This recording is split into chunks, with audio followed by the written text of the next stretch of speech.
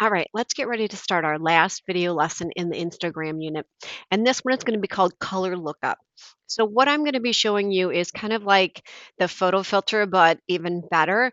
They're one-click applications for presets of color filters that are used commonly on Instagram.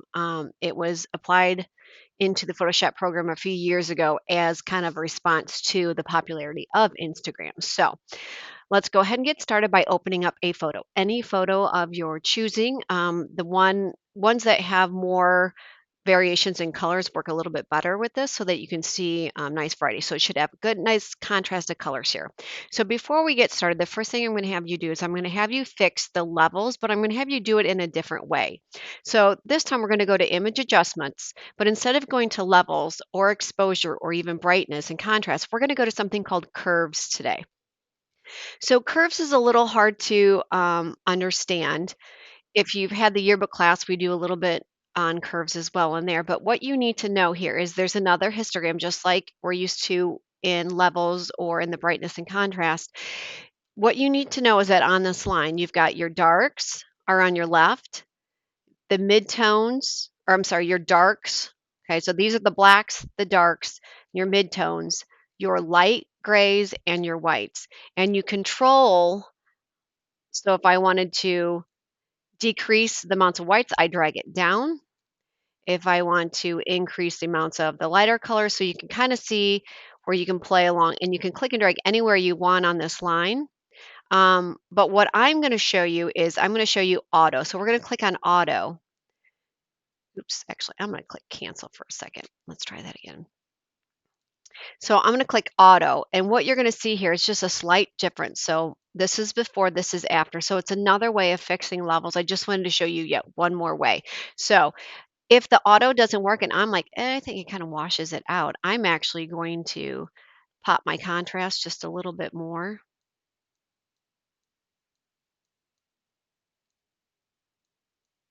And again, it just takes some getting used to figuring out where I need to pull and drag. My bright's a little bit brighter. There we go. And click OK. So through curves, I want you to create good contrast, but I don't want you to go crazy. Okay. The next thing here is I'm going to introduce you to adjustment layers, and we will use these from time to time.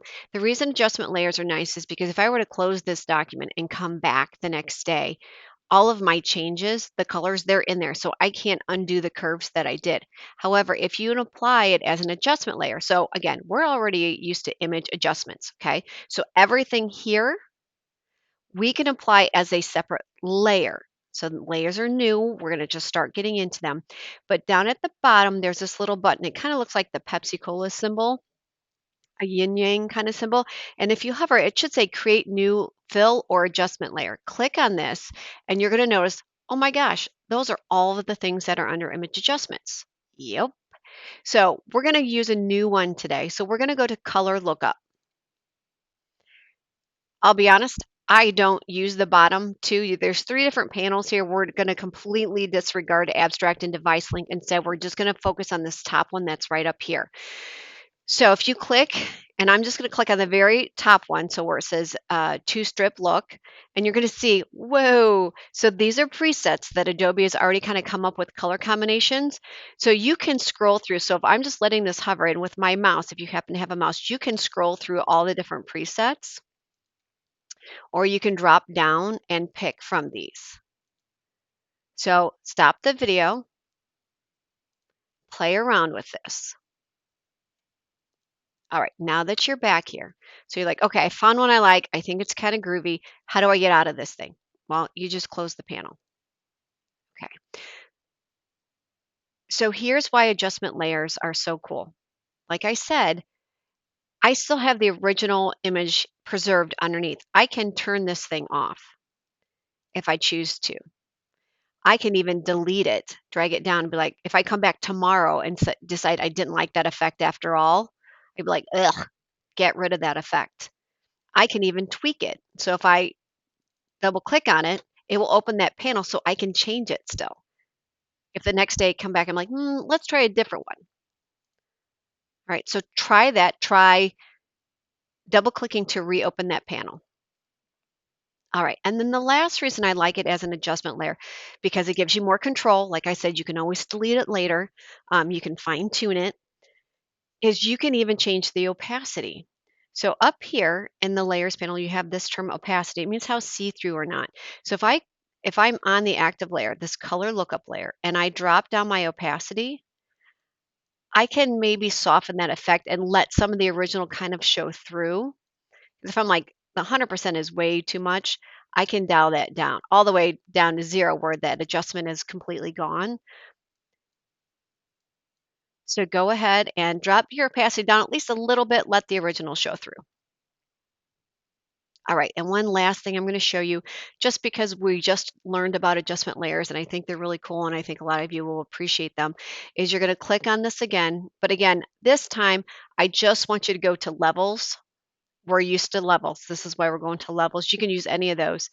And notice you can dial it down, up or down again. I'm gonna make mine pop just a little bit more, and I'm going to close it. So see, now I have a levels one that I can turn on and off.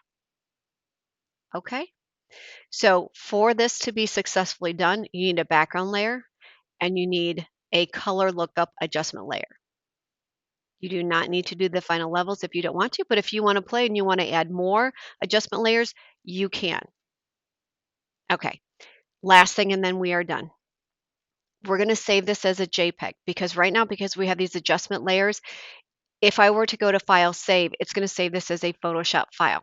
So in order to save it as a JPEG, we're going to go to File, Save As, because we haven't even saved this yet. I want you to navigate to your folder.